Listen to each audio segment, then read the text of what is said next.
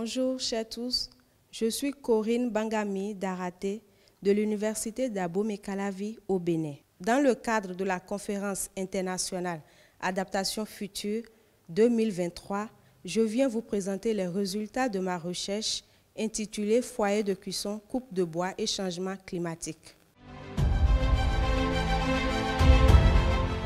Cette thématique est inspirée par le fait que selon l'OMS, 2,6 milliards de personnes restent fortement dépendantes de l'utilisation du bois et des foyers traditionnels de cuisson dans le monde.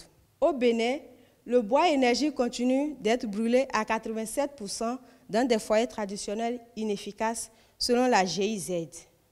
Les foyers traditionnels les plus utilisés sont le foyer 3 pierres et le foyer fils en argile. Pourtant, le bois brûlé dans les foyers traditionnels de cuisson constitue une menace importante pour le couvert végétal, la biodiversité et l'environnement, selon Goussano et Hall 2012. Un arbre coupé libère une partie du carbone dans l'atmosphère lors de sa décomposition naturelle ou lors de la combustion du bois pour la production de l'énergie de cuisson. L'objectif de la présente étude est d'analyser l'effet des coupes de bois dues aux foyers traditionnels sur les émissions de gaz à effet de serre. Pour atteindre cet objectif, 531 femmes ont été sélectionnées dans 5 communes des départements de Lomé et du Plateau au Bénin.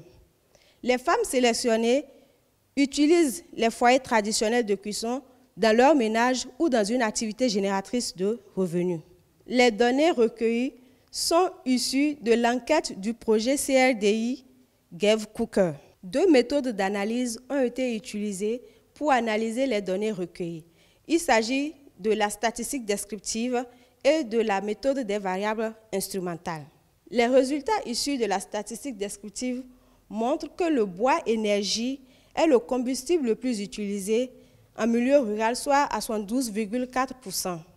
Il est suivi du charbon qui est utilisé à 17,1%. Le foyer le plus utilisé par les ménages est le foyer traditionnel, qui est notamment composé du foyer fils en argile et du foyer 3 pierres.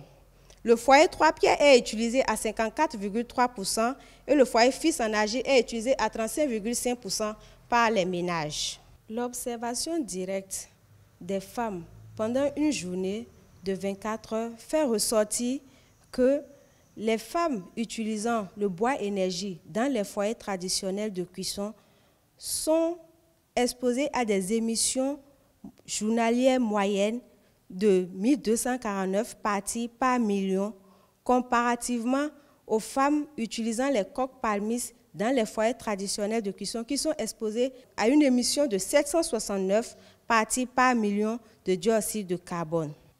On observe que les femmes utilisant le bois énergie dans les foyers améliorés de cuisson sont plus exposées à des émissions de dioxyde de carbone comparativement aux femmes utilisant le charbon de bois et les coques palmistes.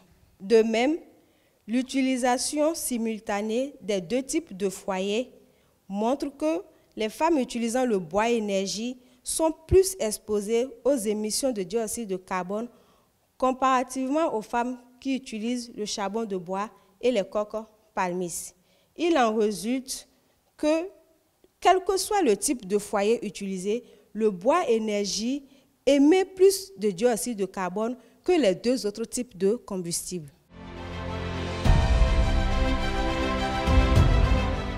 Pour déterminer l'effet des coupes de bois dues aux foyers traditionnels sur les émissions de gaz à effet de serre par la méthode des variables instrumentales, nous avons utilisé 3 instruments. Le premier instrument est l'emplacement de la cuisine. Le deuxième instrument est un instrument composite de l'emplacement de la cuisine et de la taille du ménage. Le troisième instrument est un instrument composite de l'emplacement de la cuisine, de la taille du ménage et de l'âge de la femme. L'estimation avec l'instrument emplacement de la cuisine montre que les foyers traditionnels, la quantité de pétrole et les dépenses en combustible sont significatifs et ont des effets différents sur les émissions de dioxyde de carbone. Les foyers traditionnels et les dépenses en combustible ont un effet positif sur les émissions de dioxyde de carbone, comparativement à la quantité de pétrole qui a un effet négatif sur les émissions de dioxyde de carbone. L'utilisation des deux autres instruments composites présente la même tendance que le premier instrument qui est l'emplacement de la cuisine. C'est-à-dire que les foyers traditionnels et les dépenses en combustible ont un effet positif sur les émissions de dioxyde de carbone et les quantités de pétrole ont un effet négatif sur les émissions de dioxyde de carbone.